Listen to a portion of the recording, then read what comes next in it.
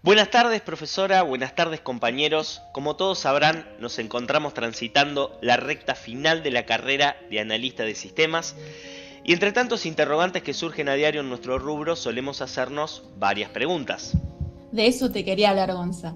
¿Y cuáles son esos interrogantes? La pregunta que muchas veces nos planteamos es ¿cómo está hecho un sistema o cómo podemos desarrollar un software de la mejor manera posible? Entonces, Gonza, llegó el momento de hacer un paréntesis y mencionar un concepto muy importante, la arquitectura de software. Claro, Mati. Sin lugar a dudas, este tema es uno de los fundamentales de esta materia y las que le subsiguen. Y para todos aquellos que no saben, ¿qué es la arquitectura de software? Yo te digo, la arquitectura de software son patrones o lineamientos que ayudan a la construcción de un software. Es decir, que sirven como guía para los programadores y analistas para que puedan lograr cumplir con todos los requerimientos de la aplicación. Entonces podemos decir que un patrón es una solución general y reutilizable a problemas dados, tanto en el análisis como en el diseño de software. Tal cual, así es, y como venimos viendo de la exposición de los distintos grupos, existen muchos patrones o soluciones. Exacto, Iván. Como lo es el patrón cliente-servidor, Y también el modelo peer-to-peer o red entre pares, Georgie, que permite la comunicación entre usuarios de una red sin la necesidad de un servidor central. y no nos olvidemos del patrón modelo vista controlador.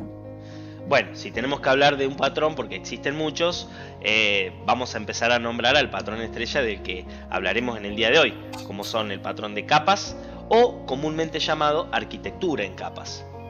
Bien, la arquitectura en capas es una técnica muy importante y utilizada por los programadores, ya que tiene como característica muy importante tener en cuenta la posibilidad de desarrollar tanto un sistema pequeño, mediano o grande.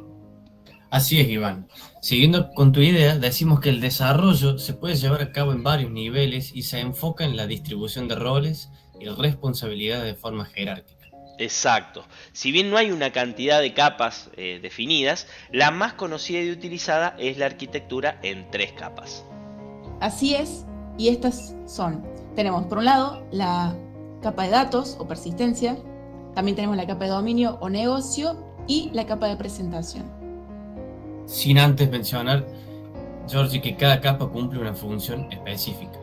Claro, porque podemos decir que cada capa va descansando sobre la otra. Bien, entonces, empezando por la capa superior o capa de presentación, esta solo puede acceder a la capa inferior y utilizar varios servicios definidos.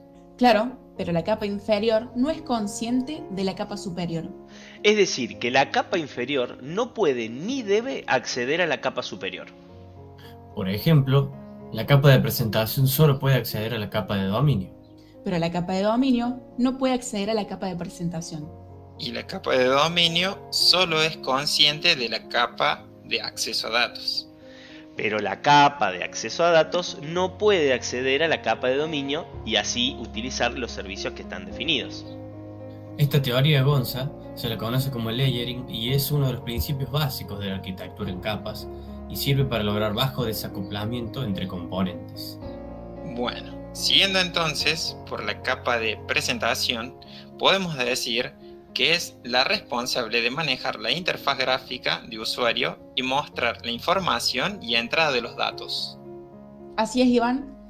En la capa de dominio o negocios se encuentra todo lo referido a las reglas comerciales, es decir, los requerimientos funcionales de nuestro sistema y las validaciones de datos.